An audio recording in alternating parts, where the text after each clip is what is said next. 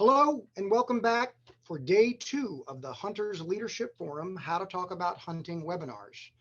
Reflecting on yesterday, I think the two big takeaways from Mark's presentation was the phrase, words matter, and the phrase, it's not what you say, it's what they hear. In my mind, they go together hand in hand. Because if you don't use the correct words to explain your argument, then they are never going to hear what you are trying to say. I use the word hear, meaning understand your point. They may audibly hear you loud and clear, but if you are not using the right words, they are never going to understand your viewpoint. That's important. There's never going to be a silver bullet in communicating about hunting that is going to be a one size fits all for every hunter and for every person that we are trying to persuade. A lot depends on the hunter's ability to effectively read the audience and communicate their knowledge of that situation and having the right facts to back up their argument for that particular situation. Armand's presentation tied that all together for us perfectly. We learned that credibility matters, or what he referred to as ethos. This is an easy one for hunters in my book. We have proven science on our side, and we know from research that legally regulated hunting resonates with non-hunters. Those facts give us credibility. What may be the most difficult part of ethos for hunters is organizing our thoughts to get the most important information communicated. But as Armand says, plan ahead and be prepared, as well as be prepared effectively to persuade others. So get all your thoughts in line. We also learned that making an emotional connection about our activities can help with persuasion. What he referred to as pathos. Again, this should not be hard for hunters as long as we can communicate it effectively. Almost every non-hunter will tell you that they care about animals. Well, so do hunters. That's why we hunt and practice conservation. Explaining the connection between conservation, biological surplus, and hunting as a food source can build not only credibility, but show an emotional aspect that finds a common ground. Finally, we learned that correctly packaging facts help make our case, or logos. We again have piles of facts that can help us support our stance. We just need to use them or package them in the right way and for the right situation.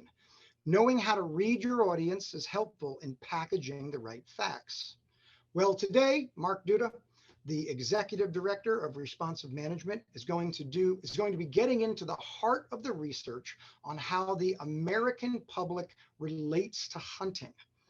This will help us get the right facts so we can later package them correctly for whatever situation they are needed. With that, Mark, take it away. Good afternoon, everyone. The two most difficult parts of the presentation are over now for me. One is actually getting and making sure all the technology works. And also, when Peter said he had a joke, I was afraid that it was going to be one of my jokes. So I didn't know what to do. So I'd like to thank everyone for attending the webinar today. I hope yesterday's webinar was valuable to you. I appreciate all the texts and emails from people about yesterday's webinar. As Peter said, from my standpoint, the emails that you sent me, that people were most interested in the list that we had of hunters' contributions to wildlife conservation, issues related to animal rights, and Armand's application of Aristotle's ethos, pathos, and logos to communicate about hunting.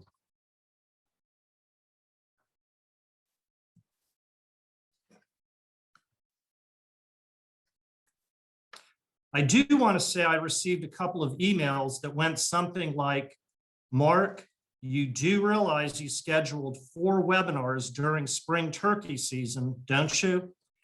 And this reminded me of my joke that goes around this time of year. It goes something like this. A man is packing for a spring turkey hunt. He gets so wrapped up in packing that he ignores his wife as she's talking to him. Finally, she gets his attention and says, I think you love turkey hunting more than you love me. There's a long silence, and finally his wife asks, well, the husband looks up and says, spring or fall? So I don't know, maybe I'm easily amused, but that one cracks me up every time that I hear it.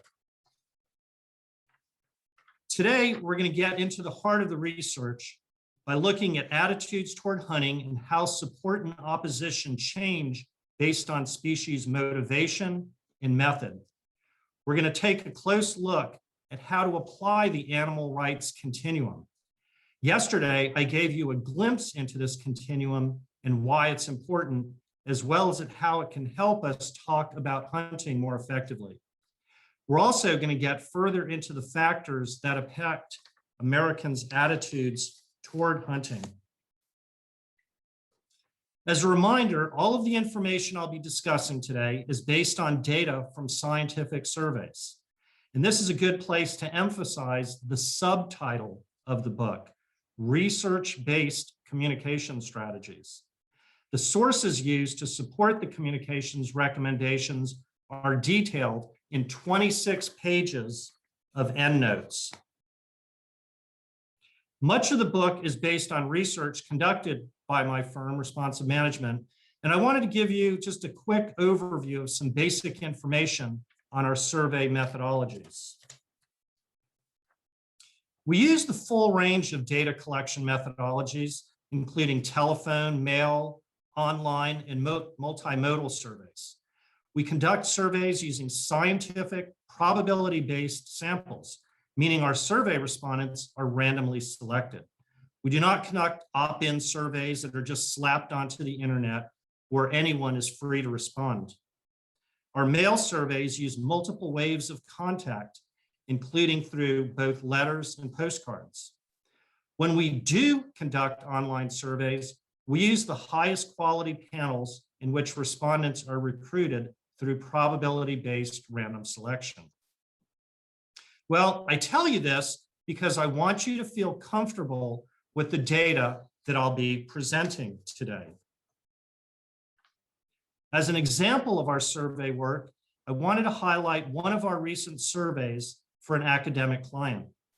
We work with the Virginia University System to conduct the Commonwealth Poll, which provides policymakers with a snapshot of public opinion on current policy issues in Virginia. Responsive Management's projection in Virginia for the 2020 presidential election was within 1.8 percentage points of the eventual outcome. 1.8% of the eventual outcome. So we feel comfortable with our data that we'll be presenting on how people relate to hunting and wildlife related issues. Let's get into the research by turning our attention to Americans' attitudes toward hunting. Research shows that 8 out of 10 American adults approve of legal hunting in the general sense, without any conditions or qualifiers, such as the reason for hunting. I think this is a cool graph, and I hope that you appreciate this graph because it's actually the first time that anyone has seen this most recent data. It's from our latest trends survey conducted just 2 weeks ago. So it's hot off the press. In essence, Americans are overwhelmingly more positive than negative when it comes to the basic concept of hunting. Approval of hunting in the United States has held steady for decades. In 1995, approval was at 73% compared to 81% today. So I guess if you feel like you've been hearing these numbers from me for a long time, it's because you've been hearing them for a long time. In Michigan, we saw an uptick in positive attitudes toward hunting in work we recently completed for the Michigan Wildlife Council. This uptick was statistically significant, going from 83 to 87% of residents approving of legal regulated hunting.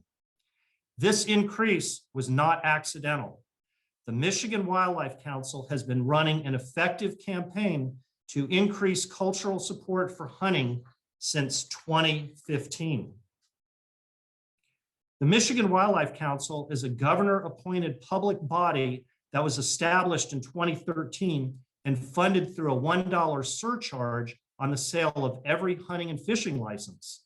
The goal of the council is to educate the public about the benefits of hunting and fishing and to promote the essential role that sportsmen and women play in furthering conservation.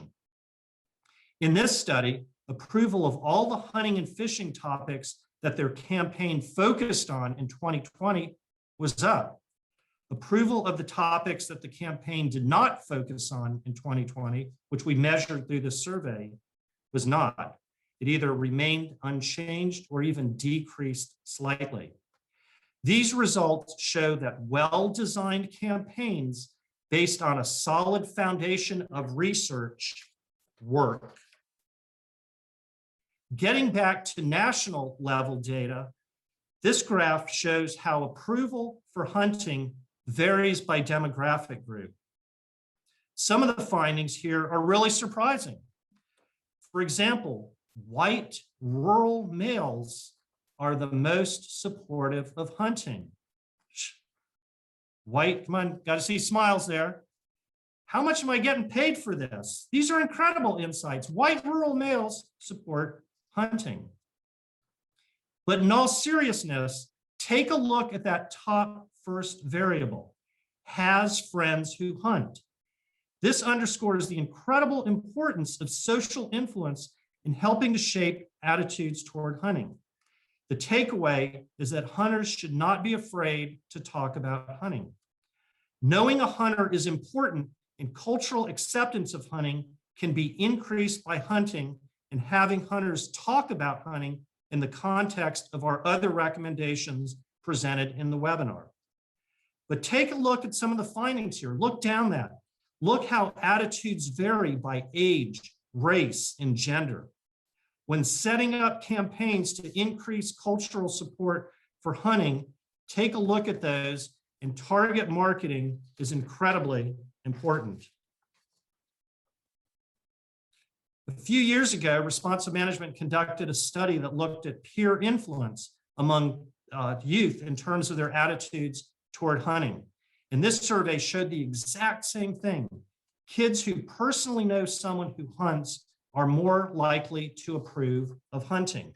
I mean, look at the top and then look at the bottom. I mean, those are incredible. Those variables trump demographic variables. Knowing a hunter, talking about it are incredibly important. I want to stress the extent to which Americans fundamentally believe in the right to hunt. The share of Americans saying that regardless of their own opinion, others should have the right to hunt is higher than the share who say that they themselves approve of hunting. This means that there's likely a segment of people who personally disapprove of hunting, but who still do not want to see it banned.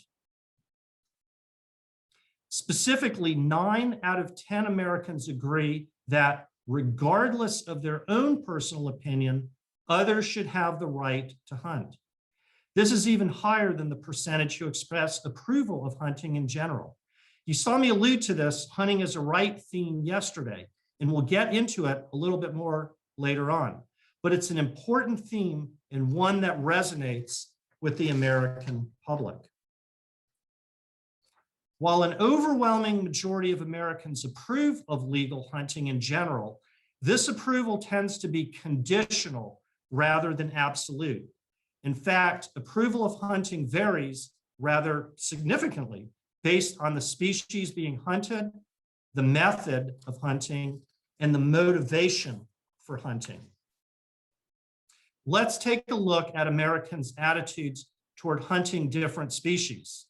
And I can't help look at this graph without thinking of the George Orwell quote, "All animals are equal, but some are more equal than others."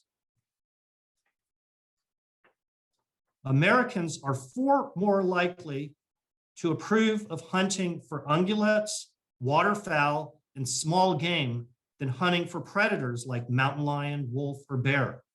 The difference in how the public views the hunting of various species may stem in part from a tendency for people to prioritize certain categories of animals over others. The most common concern is for species being perceived. And as I talk today, just remember when I say perceived is different from what is reality, but perceived and perception is important. For species being perceived as being rare. Game species thought of as common or plentiful garden the least amount of concern. And the concept of charismatic megafauna has also been used to refer to the favorable or even protective manner in which the public regards species that loom large in the public conscience. The method of hunting also affects approval. Let's take a look at that. A survey exploring attitudes toward various hunting methods and techniques found that while a large majority of Americans approve of hunting with a bow and arrow, less than half approve of hunting in a high fence preserve, hunting over bait, and hunting using high-tech gear. Research suggests that opposition to these latter practices is often rooted in the belief that they violate the concept of fair chase, meaning hunters are perceived as having an unfair advantage over the animal. Again, as I go through these, you can start seeing the common themes that run throughout all of this research. Finally, approval of hunting fluctuates based on the reason or motivation for hunting. Let's take a look at that. Armand's alluded to this yesterday. Large majorities of Americans approve of hunting to protect humans from harm, hunting for meat, including local and organic meat, hunting for wildlife management, and hunting to protect property. However, much smaller percentages approve of hunting for the sport, hunting for the challenge, and hunting for a trophy.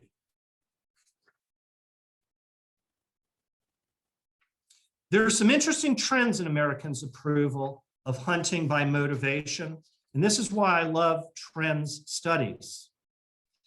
First, it's worth considering how strongly Americans approve of hunting specifically for the meat. You can see how that stays steady. Given that the vast majority of Americans consume meat, hunting as a way to obtain healthy protein is an idea that resonates with many. Some people even draw a direct comparison with factory farming, believing that hunting represents a far more humane way for humans to use animals for food. In a focus group held exclusively with people who were strongly opposed to hunting, animal rights advocates, one animal rights activist commented, "If I could end factory farming and people would still be allowed to hunt, I'd be okay with that. It's a greater good kind of thing."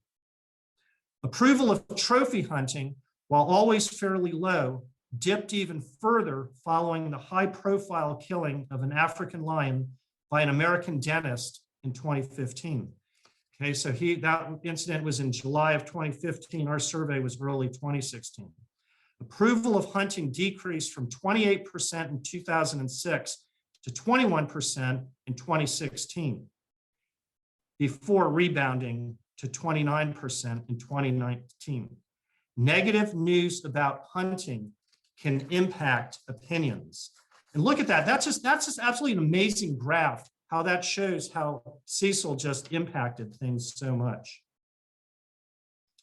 Our research has also found that among individuals who are not already hunting proponents, approval of hunting tends to be highest when ecological or biological reasons are given. In general, these people are more likely to support ecological reasons for hunting than human-centered reasons.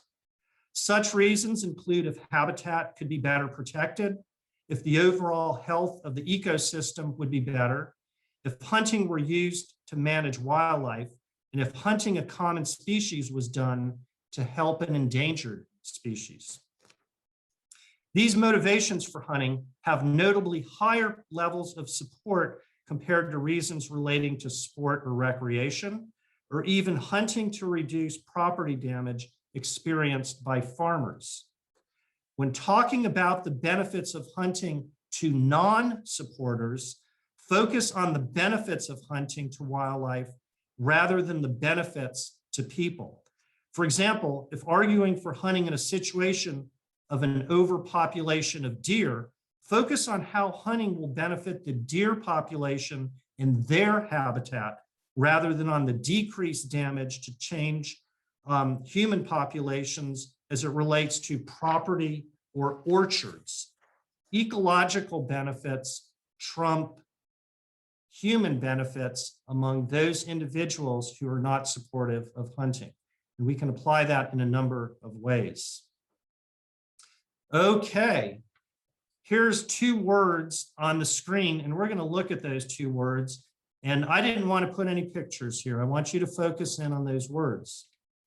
In no other case in hunting and anti-hunting communications is Frank Lunt's phrase more appropriate. It's not what you say, it's what people hear, than when using the term trophy hunting. Advocates of hunting must understand the extent to which the term trophy hunting is freighted with assumptions and misperceptions, as this will be the difference between successful and unsuccessful communications about hunting overall. Well, there's a reason why those strongly opposed to hunting intentionally refer to almost all hunting as trophy hunting. And you'll see that, you'll start seeing that. It is by far the most misinterpreted and emotionally charged phrase when communicating about hunting. Labeling most, if not all hunting as trophy hunting is potentially the most powerful tool an anti-hunter can wield when trying to frame hunting in a negative light. The trophy hunting label is an effective one because the phrase sounds deceptively simple, a commonly held misconception among the general public. Unfortunately, hunters often unknowingly compound the problematic perception of trophy hunting by using the term without realizing it is being misconstrued and misinterpreted. Well, there's a long evolutionary history on the verbiage that wildlife and hunting community uses for hunting. Sport hunting, trophy hunting, etc. And these terms were necessary in the early days when separating recreational hunting from market hunting. And the book goes into detail on the evolution of terminology and how we got to where we are today. However, much of the public's perception of trophy hunting is summed up by the following comment. Okay, keep in mind what I just said, perception. Trophy hunting is just a waste of the animal. If all you're going to do is kill the animal, cut the head off, and put it on your wall and throw the rest of it in the trash, well, I think that's wrong. This image of trophy hunting in the minds of many is, of course, not accurate, but this is what the profession is dealing with. As with almost all hunting, the meat from trophy hunts is usually consumed, and there are laws against wanton waste. Additionally, regardless of whether the hunt is for a trophy, for food, or for some other purpose, the revenue generated by hunters' licenses and the equipment purchases is used to support conservation and all of the benefits that I outlined yesterday. Thus, the concept of trophy hunting is multifaceted and nuanced. Reducing all hunting simply because of opposition to trophy hunting does a disservice by ignoring other important purposes, motivations, and outcomes. While hunters intuitively know this, the general public does not.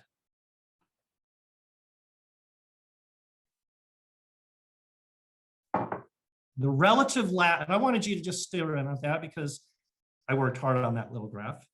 The relative lack of support for trophy hunting among Americans means that an effective anti-hunting communication strategy is to continually define hunting in general as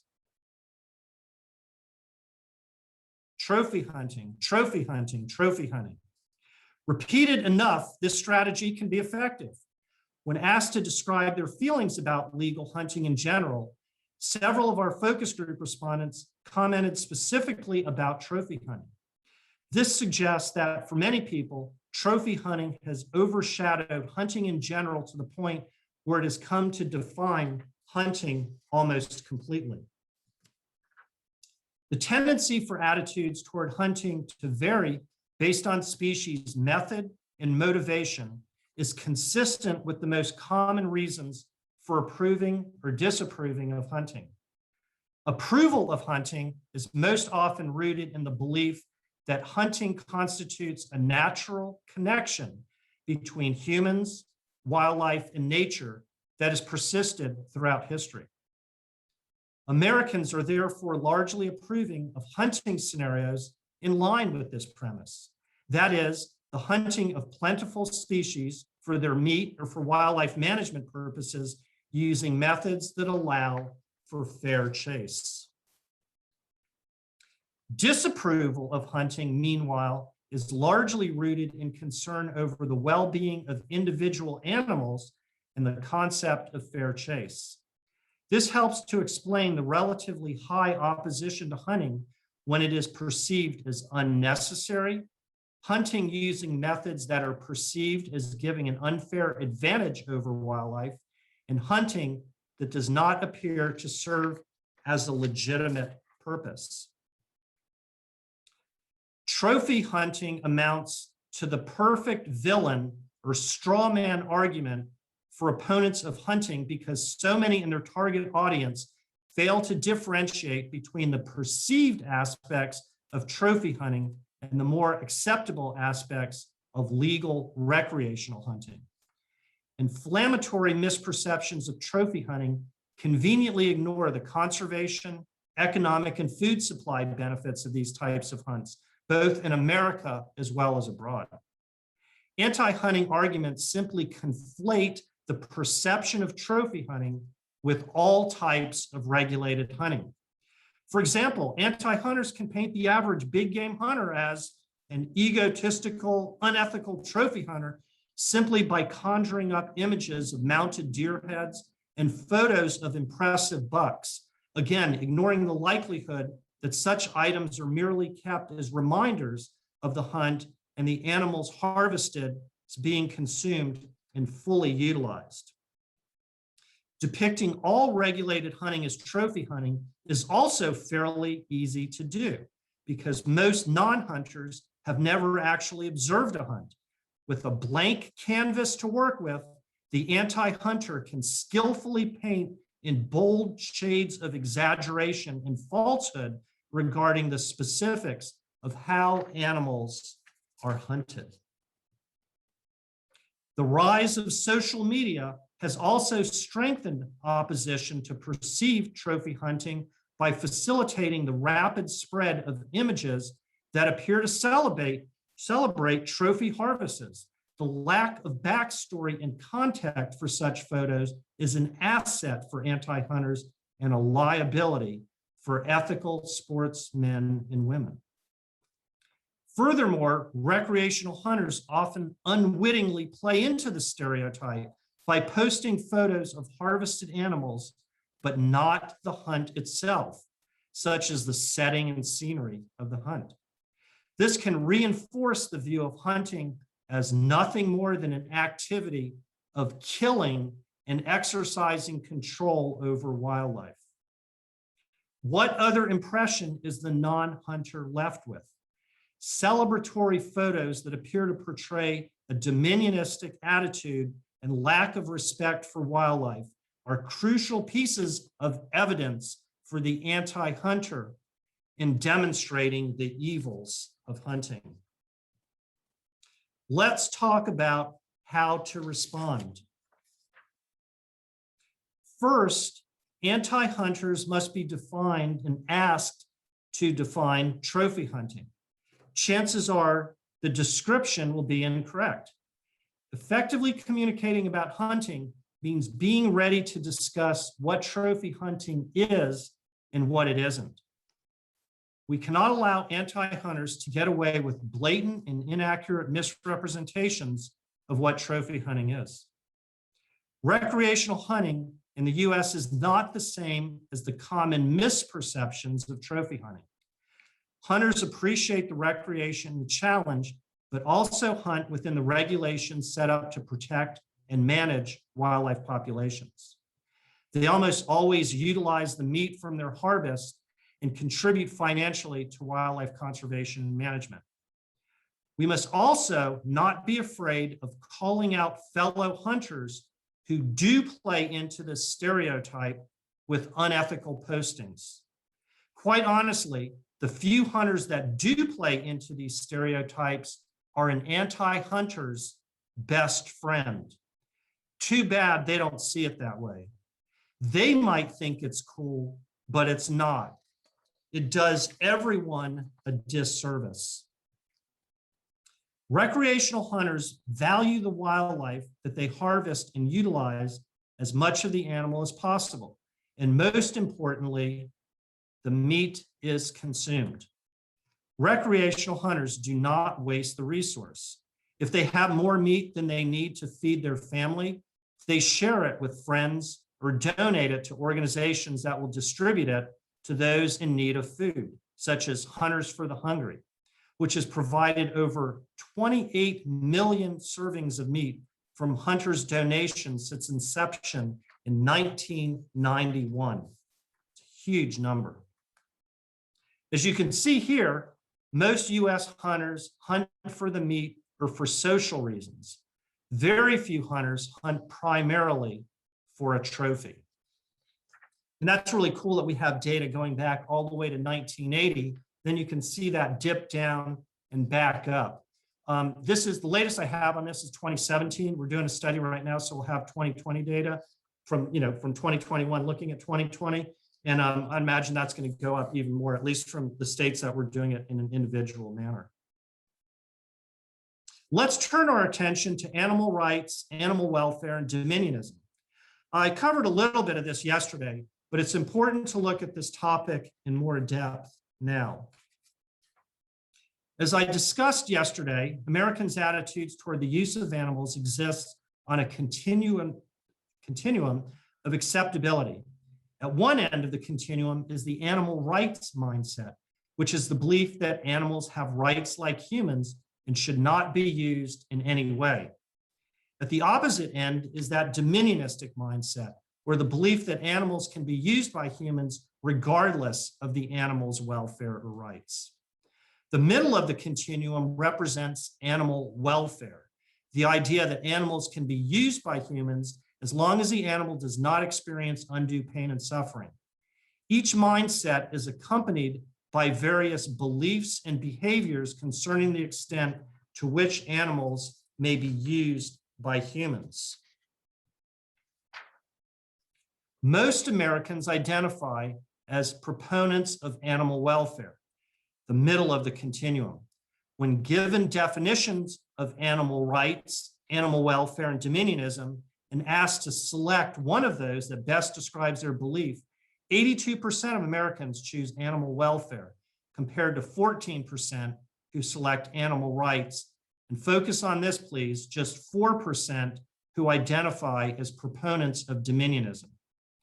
Other research, while not using our exact terminology, have found essentially the same patterns in the beliefs of Americans regarding the quantified and qualified use of humans, use of animals by humans. All communications about hunting, and quite frankly, hunter behavior in the field, must be viewed through the prism of the continuum of acceptability regarding animal rights, animal welfare, and dominionism.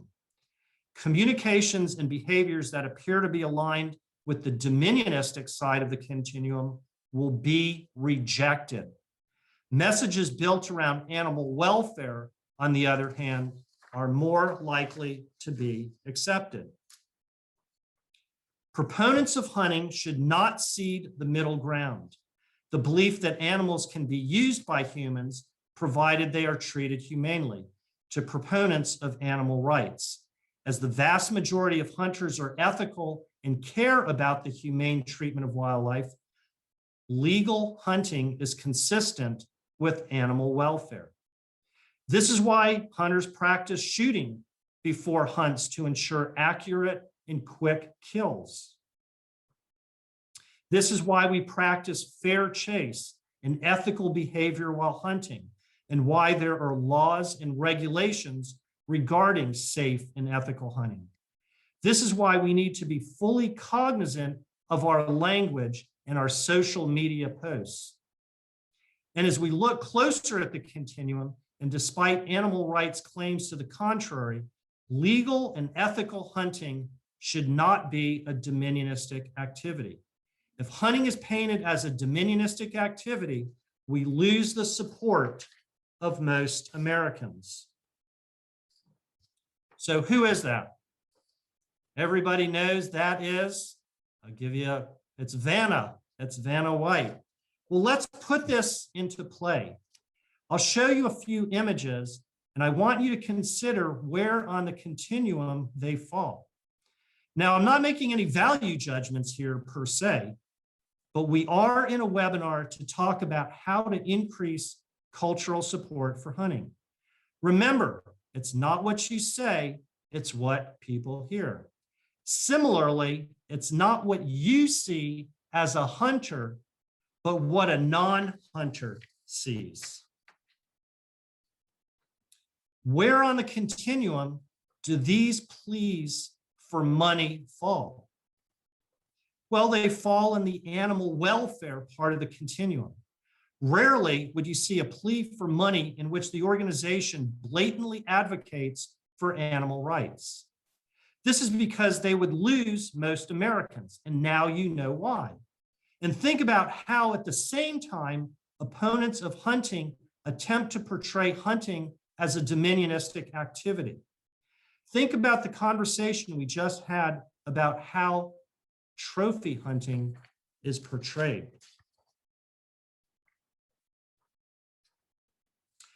I'd imagine many of you have seen this post. Based on what we've talked about, does this reflect an animal welfare mindset or a dominionistic mindset?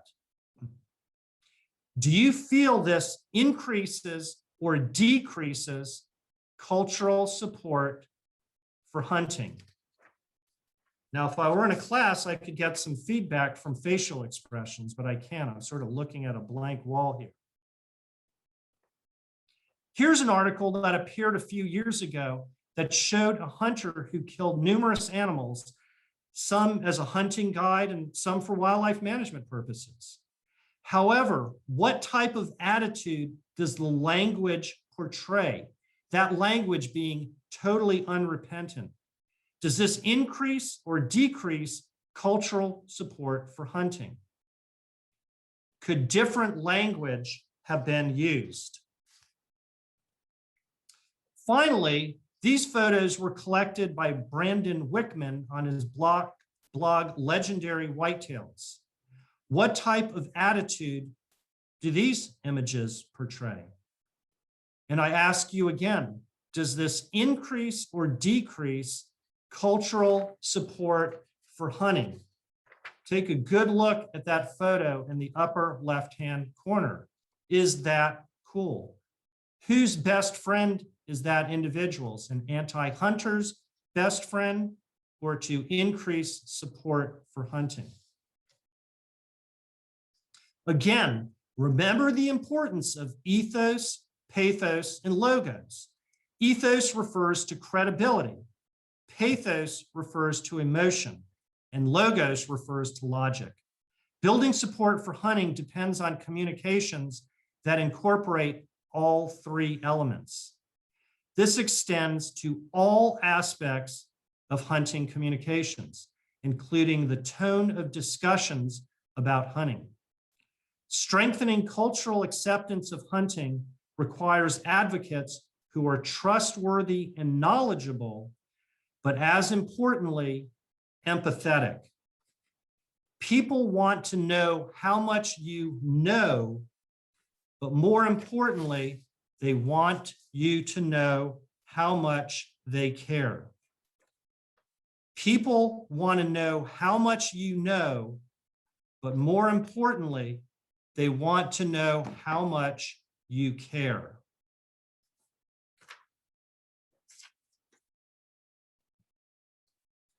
Beyond their stated beliefs, Americans' lifestyle choices reflect a predominantly animal welfare mindset as well. Let's take a look. More than 9 out of 10 Americans consume meat, and approximately 3 out of 4 wear leather shoes, gloves, or other clothing. Among all Americans, only 2% do not eat meat or wear leather. Okay, I'm going to repeat that. Among all Americans, only 2% do not eat meat or wear leather. Among all 14% of Americans who hold the animal rights position, just 1% actually follow a strict animal rights lifestyle by not consuming meat or wearing leather. The other 13% of that 14% eat meat or wear leather. In other words, a sizable segment of the animal rights crowd is talking the talk, but not walking the walk. I want you to have that graph imprinted on your brain. It's also in the book. You don't have to take notes. So let's go over the key takeaways here. Most Americans are not proponents of the animal rights philosophy. Americans do not favor banning the use of animals altogether. The animal rights mindset is incompatible with the beliefs and behaviors of most Americans. All communications about hunting must be viewed through the prism of the continuum of acceptability regarding animal rights, animal welfare, and dominionism. Communications that appear to be aligned with the dominionistic side of the continuum will be rejected. Messages built around animal welfare, on the other hand, are more likely to be accepted. Hunters must communicate respect for animals. This is especially important when posting pictures of harvested animals on social media, as we just saw. Non-hunters, typically without the context to appreciate or understand such photos, may find them objectionable and even egregious. While irreverent comments from hunters may seem harmless, non-hunters may interpret them as disrespectful toward wildlife. I talked about this yesterday, about foul language and phrases like, if it flies, it dies, if it's brown, it's down, we killed those son of a bitches, you've heard those, paint hunting as a dominionist activity and will turn people away from hunting. Hunters should strive to show people they care by demonstrating empathy and concern for animals in posts, in conversations, and in formal venues such as magazine articles and YouTube videos. We care about wildlife. That is why we are here. Peer influence matters. Don't be afraid to talk about hunting. For many people, hunting must be demystified. Hunters should share the game meat with other hunters and other non-hunters while highlighting that hunting animals for meat is consistent with an animal welfare attitude. Remember that most Americans eat meat, and many people view hunting for meat as more humane than obtaining meat through factory farming. Finally, tell stories to get your point across. Remember that a story is generally the best way to transmit information. Non-hunters will gain a better understanding of hunting through firsthand stories about hunters that emphasize knowledge and love of wildlife and nature. Think about all the things that I talked about yesterday, and think about how I opened up the webinar yesterday with the story about the person that I met at Chincoteague National Wildlife Refuge, my second home, who was indignant about hunting being allowed on the island despite hunter dollars being used to purchase the very land that they were using for non-hunting purposes. I presented a lot of facts and figures for you yesterday, some of which you may remember and some you may not. But you probably remember this part because it was in the form of a story. People remember stories. Let's turn our attention to how much Americans know about wildlife and hunting. One of the most distressing survey findings regarding public attitudes toward hunting is that 46% of Americans feel that hunting as practiced in the United States today can cause species to become endangered. I had my analyst run this 10 times before I started presenting this. 46% of Americans feel that hunting as practiced in the US today can cause species to become endangered. In fact, more Americans agree with this erroneous statement than disagree with it. This false narrative is also the basis for one of the most effective anti-hunting arguments. Now you can see why it's so effective. Well, hunting, of course, does not diminish wildlife populations. In fact, the exact opposite is true. No species has become extinct in the era of modern wildlife management because of regulated hunting. No hunted species. This is the reason that there are so many laws and regulations on seasons, limits, and methods of hunting. Making sure that non-hunters know that regulated hunting in the US does not cause species to become endangered is one of the most important messages to get across when talking about hunting. You may think this is a given, but do not explicitly talk about this. You need to explicitly talk about this. It's so important. You may think that this is a given, but you do need to talk about this explicitly. Those graphs and those numbers are in the book. Here's another recent finding that brings this close to home. We recently finished a study for the National Association of Conservation Law Enforcement Chiefs in which we asked the American public, 18 and over, in an open-ended survey question to name the most important fish or wildlife issue facing their state today.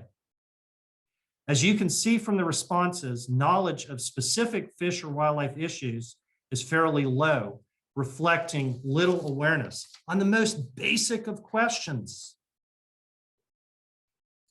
The takeaway here is be patient when speaking about hunting.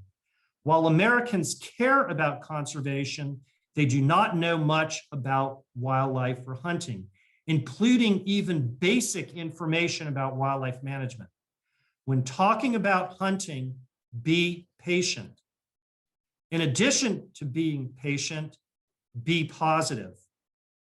Now, that's not me telling you to be positive. It's me simply relaying a finding straight from our research. When we showed different images and messages about wildlife and hunting to focus group participants around the country, positive messages beat negative messages every single time. So don't raise your voice, improve your argument. Don't raise your voice, improve your argument. Let's turn our attention to the specific arguments that resonate the most with Americans in terms of their support for hunting. As importantly, we also need to understand the arguments against hunting that are most effective and how to counter them. I gave you a glimpse of these findings yesterday, but they're worth looking at and taking a closer look in terms of how we got to where we were. Now, this wouldn't be one of my presentations if I didn't show you gobs of data there.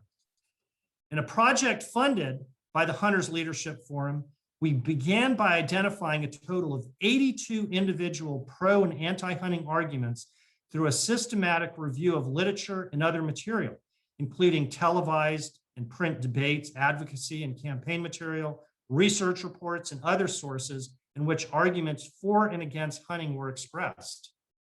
The review identified 51 pro-hunting and 31 anti-hunting arguments.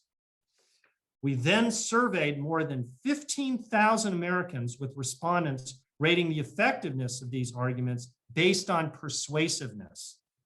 Because so many arguments were being tested, each respondent received only a random handful of those 82 arguments. We didn't torture people with all 82. Based on this research, we were able to identify the themes that work the best in support of hunting. Think about everything we've talked about up to this point, and you can see how all of this stuff starts fitting together and how all of the study's findings complement each other. The most persuasive arguments in totality: hunting as a food source, hunting as conservation, meaning hunting is a form of wildlife management that produces ecological benefits to both game and non-game species, as I showed you yesterday. And finally, hunting as a right. The assessment of the pro-hunting arguments in the study showed that these themes are the most effective and most persuasive when building support for hunting. Based on the survey and extensive nationwide qualitative research, those themes of food, conservation and wildlife management, and personal rights emerged as the most effective when communicating about hunting. Focus on these three themes. The themes that garner the most opposition to hunting, as you saw yesterday, but absolutely are worth repeating today, are hunting as a violation of fair chase, hunting being linked to trophy hunting, and hunting resulting in diminished wildlife populations. Okay, those are the ones that resonate. We're not saying they're true. That's what resonates among the American public. Similar to the pro-hunting side, the survey showed that these arguments were the most convincing when generating opposition to hunting. The idea of hunting violation of fair chase, all hunting in general being linked to trophy hunting specifically, and hunting endangering wildlife populations. When communicating about hunting, be ready to address these potential areas around which opposition is often based. Each of these is pretty easy to address. First, hunting and hunting communications that stress fair chase will increase support for hunting, while behavior and actions that go against fair chase will decrease support for hunting. Second, as I've shown you, only 1% of Americans hunt primarily for a trophy. Third, while some anti-hunters and anti-hunting arguments may argue that hunting results in diminished wildlife populations, the reality is that the opposite is the case. The book includes dozens of examples of how projects funded by hunters have increased wildlife populations, and I went over many of these yesterday. Who are those two handsome devils? The one on the left is me, and the one on the right is Peter. Peter's getting concerned about what am I about to say. But I'm going to end where I started yesterday. It's not what you say, it's what they hear. You've heard that 3 or 4 times. It's not what you say, it's what they hear. Now, as many of you all know, Peter is a skilled hunter. Last fall, I was privileged to go on a goose hunt with him and his amazing dogs. Now, being his guest, I wanted to make sure I was a good one by listening to him. I certainly wanted to be invited again. We built a nice blind, although it was a slow morning. We sat quietly for long periods of time. Well, after a while, I got up to stretch my legs and peer out at our decoys. It was a heck of a setup. A few minutes later, I heard Peter call out in a stern voice, "Sit down."